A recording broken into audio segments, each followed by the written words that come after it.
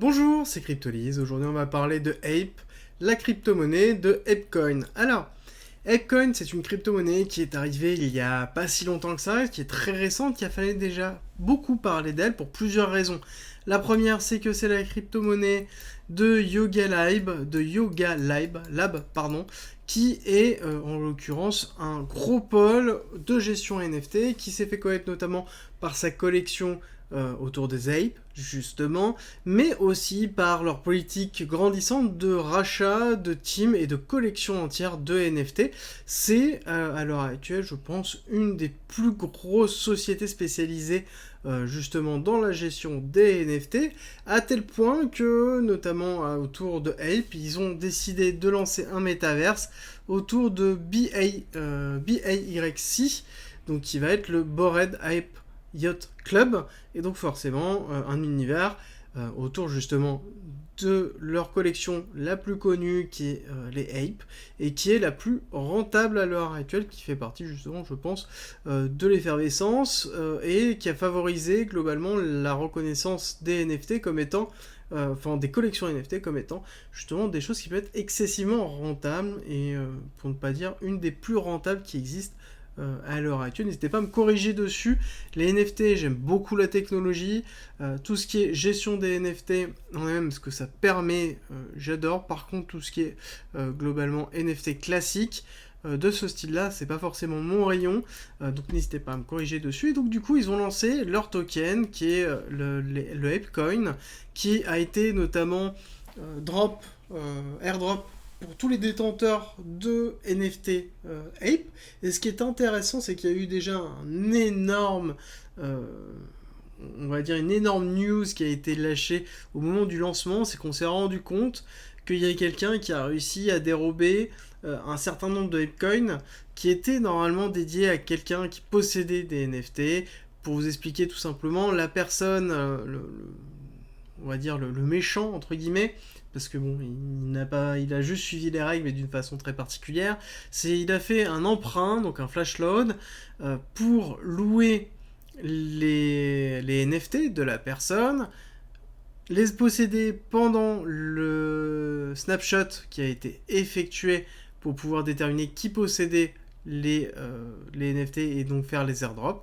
Et ensuite, il les a rendus et remboursés et empochés derrière, lorsqu'il y a eu le airdrop, les tokens Ape. Voilà. Donc, encore une fois, quelque chose où on doit faire quand même très attention à la technologie. Ça nous rappelle que même dans le monde des NFT, on se retrouve sur des problématiques de hack, de protocole que l'on peut avoir. Et donc, il faut vraiment faire attention, même là-dessus. Donc, on a quand même un petit peu tout ça qui a été mis en place. Mais en tout cas, la démarche qui a été effectuée au niveau du Apecoin est très intéressante parce que c'est vraiment un token déjà qui va servir au niveau du DAO global de l'écosystème, et à côté qui va servir aussi au niveau du métaverse, et qui remercie les détenteurs, ceux qui ont créé tout simplement plus ou moins ça, en détenant et en achetant justement les NFT, et on se retrouve sur quelque chose qui a une valeur et qui a surtout une communauté qui est derrière.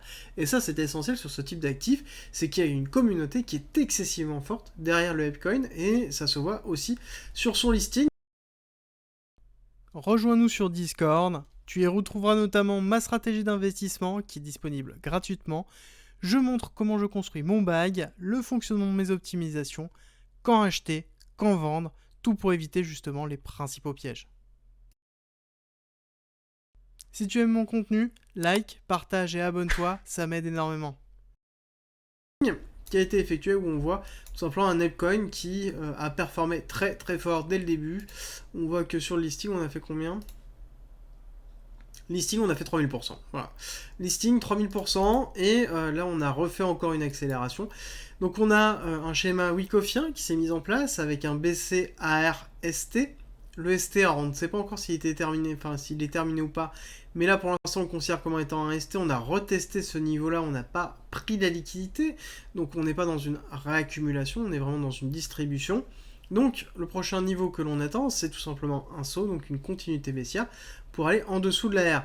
Chose qui est en même temps logique, étant donné que sur cette zone-là, nous avons un order block assez fort sur 1 heure, donc la time frame 1 heure, et si on regarde la prolongation de la baisse, nous avons notamment une baisse qui nous indique du 1 pour 1, tout simplement l'équivalent de cette descente-là par rapport à ce niveau-là, qui se trouve ici, donc au niveau des 9,12$, avec les prochains niveaux étant le 272 à 4$.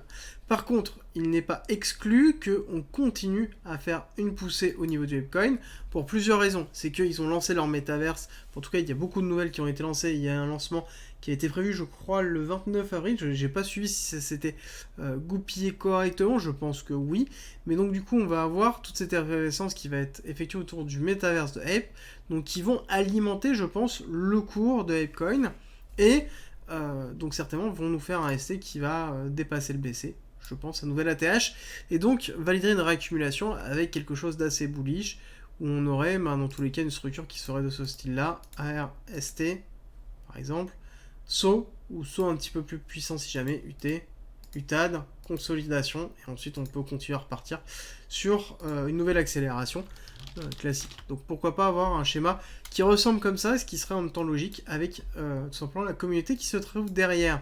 Si on essaie de se projeter un petit peu sur une découverte de prix et qu'on regarde l'impulsion qu'il y a eu ici sur le listing avec le retracement qu'il y a eu lieu, on a le 1 pour 1 qui se trouve à 37 et on a le 1,618 qui se trouve à 54.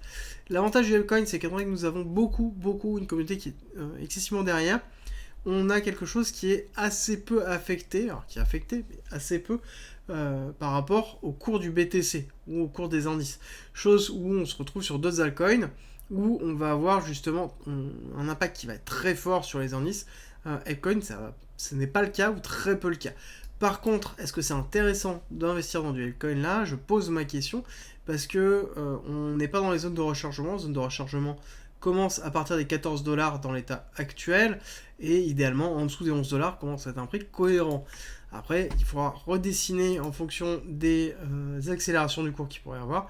Mais pour moi, si on n'a pas un retest de cette zone-là, ce n'est pas intéressant de se positionner sur du Bitcoin si vous n'y êtes pas déjà ou si vous n'êtes pas tout simplement intéressé par l'univers que propose Yoga Lab. Et voilà, après, c'est une question de choix plus qu'une question de moment. Voilà, la zone intéressante est ici. Si vous avez vraiment envie de participer, vous pouvez, mais c'est à vos risques parce que nous sommes quand même actuellement en top. Il est possible d'avoir un retracement, une continuité de retracement fort, notamment à aller travailler le saut, donc quelque chose qui va redescendre, mais qui à terme, je pense, repoussera et continuera justement à évoluer sur potentiellement du 1,618 à 57$, qui me semble à peu près cohérent par rapport à l'état global du marché. Pour vous donner un ordre d'idée, nous avons une max supply de 1 milliard de Ape, ce qui est quand même conséquent, d'accord, surtout pour quelque chose qui a une value qui est à l'heure actuelle à 27$, enfin 23,7$, pardon. Donc ce qui amène une market cap quand même à 23, un peu plus de 23 milliards, ce qui est quand même énorme pour un projet sur lequel on n'a pas vraiment de technologie à proprement parler. Donc on a beaucoup de spéculation là-dessus. Faites très attention, surtout que la circulating supply n'est que à l'heure actuelle de 284 millions de Ape. Donc on peut en effet s'attendre à un gros retracement. Donc c'est pour ça que je vous dis faites attention, même si vous êtes hypé. À moins que vous voulez vraiment rentrer dans le train maintenant, je vous invite à faire vraiment attention tout simplement à la proportion dans laquelle vous allez rentrer. Merci d'être resté avec moi jusqu'au bout. Abonne-toi, partage si t'as aimé et rejoins-nous sur Discord. C'est avec plaisir qu'on t'accueillera. Et à très vite.